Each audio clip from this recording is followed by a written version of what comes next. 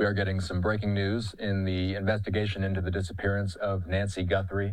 Drove away, and hours later, she was drove away. And hours later, and she was gone. No forced entry reported, no signs of a struggle visible from outside.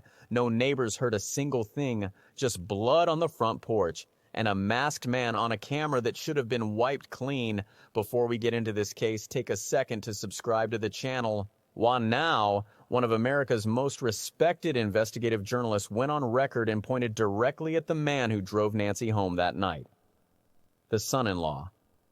And the question that the mainstream media keeps dancing around and keeps softening, keeps refusing to ask directly, did the person Nancy trusted most play a role in her disappearance? Stay with us, because today we are not dancing around anything. Let's start with who Tommaso Cioni is.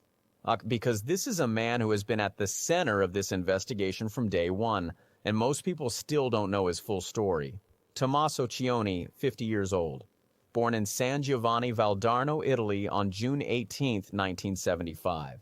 He has lived in Tucson, Arizona since 2006. That is nearly 20 years. He is married to Annie Guthrie, Nancy's oldest daughter, Savannah Guthrie's brother-in-law. By day, he's an AP biology teacher at Basis Oro Valley in Tucson. He has worked there for over 15 years. In his own words, him from a bio posted on the Taparulan Cultural Association website, he once described himself like this: I write when I have the chance, I study lizards, I play the electric bass, I make homemade pasta.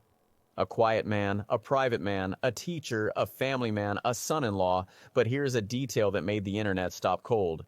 Tommaso Cioni plays bass in a local Tucson rock band. The band is called Early Black. And 9 years ago, they released an album. The name of that album, Life, Love, Love, Murder. Now, is that a coincidence? Probably. It is a band name. But in a case this dark, this unresolved, this full of unanswered questions, you notice everything.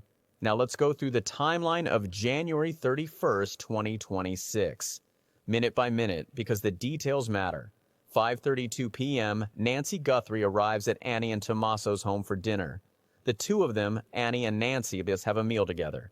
9:48 p.m., Tommaso Cioni drives his mother-in-law home. He pulls up to her house. Far as he gets out. He walks her to the door, he waits. The garage door closes at 9:50 p.m., and then he drives away.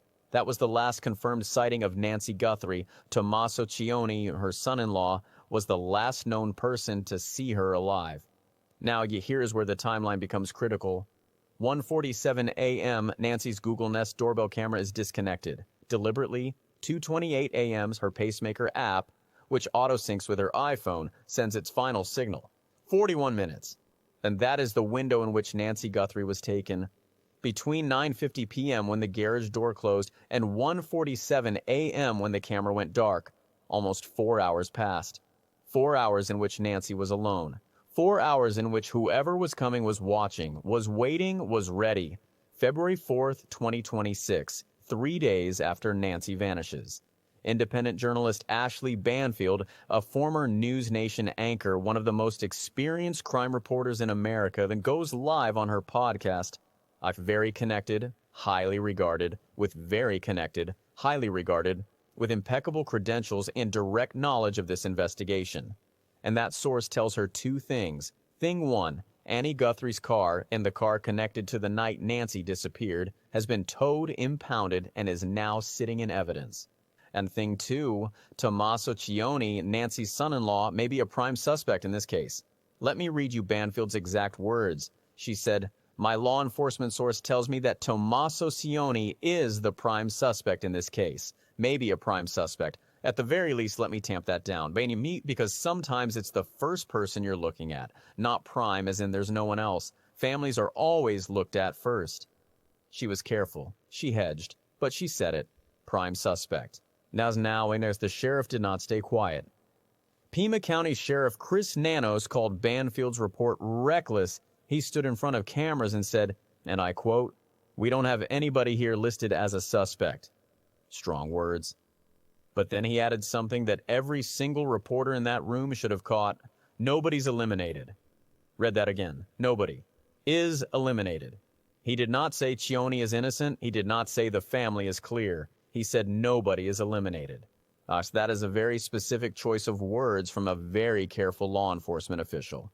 Then on February 16th, 2 weeks after Nancy vanishes, Sheriff Nanos makes an official statement. He says the family has been cleared, all of them. He says investigators took their phones, took their computers, processed their vehicles, processed their homes. He says not one single person in the family is a suspect, and he goes further. He calls the online speculation cruel. One, he says Annie and Tommaso are victims, not suspects. Case closed? Not even close.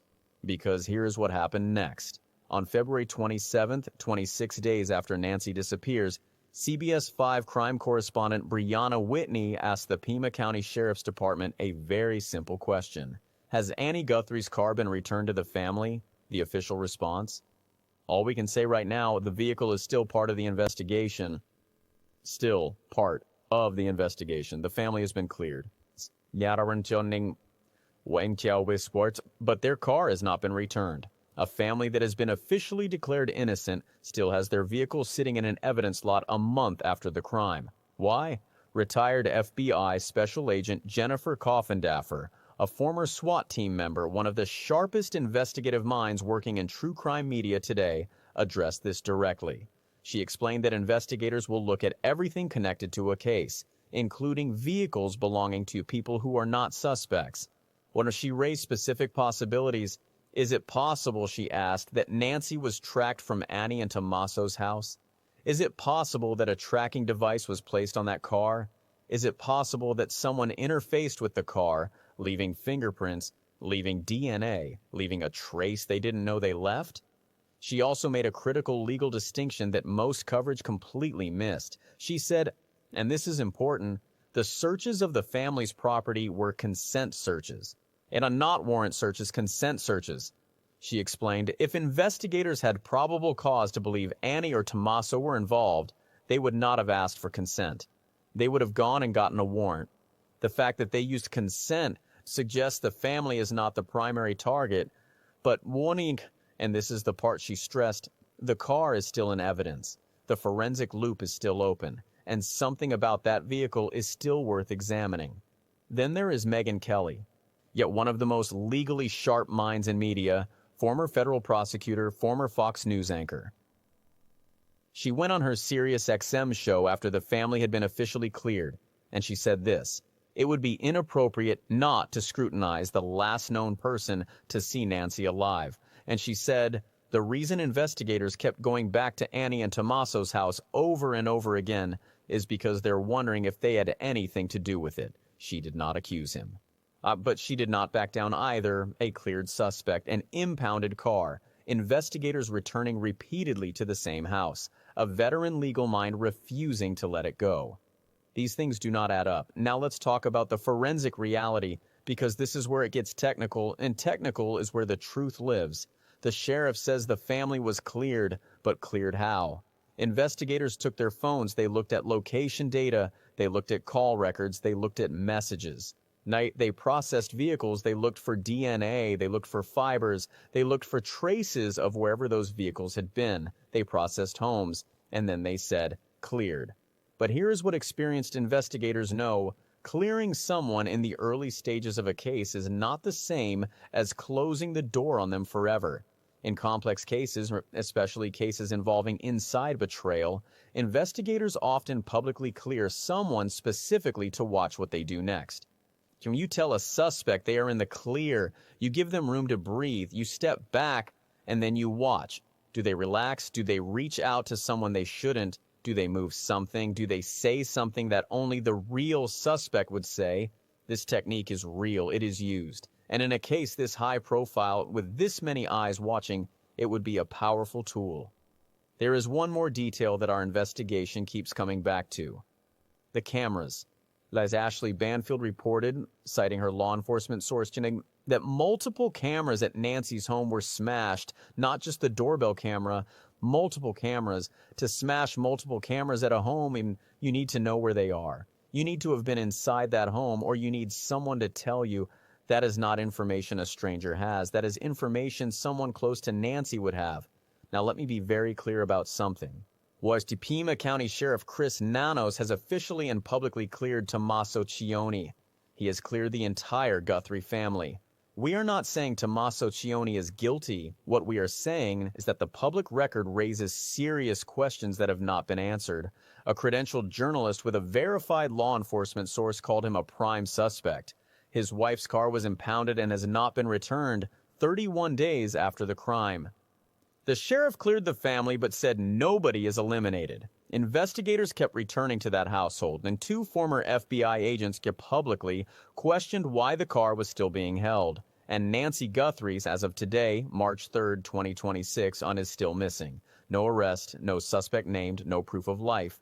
Here's the question at the center of everything. If this was an inside job, if someone close to Nancy shared information, opened a door, played any role at all, what was the motive? As Savannah Guthrie has a reported net worth of $50 million. She is one of the highest paid anchors in American television.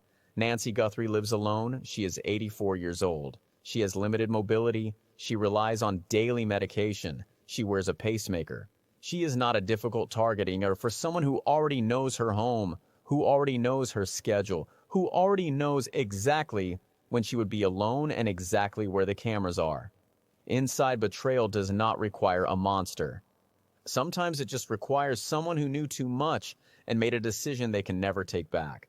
We are going to keep investigating. Part 2 is coming, and in Part 2, we're going inside the forensic evidence, the DNA that came back with no CODIS match, and what genetic genealogy testing could reveal next. The digital trail, the cell tower data, the Wi-Fi logs, the phone pings that the FBI is still processing.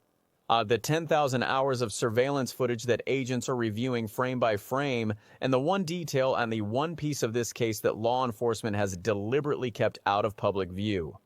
Subscribe right now, because when Part 2 drops, you will understand why this case has taken this long. You will understand why that car is still in evidence, and you will understand why the FBI, even after publicly clearing the family, has never fully closed that door. If you have any information about Nancy Guthrie's disappearance, and call 1-800-CALL-FBI. The reward is $1 million. It can be paid anonymously, in cash. Nancy Guthrie has been missing for 31 days. Someone out there knows exactly what happened in those 41 minutes. And the truth always finds a way to the surface.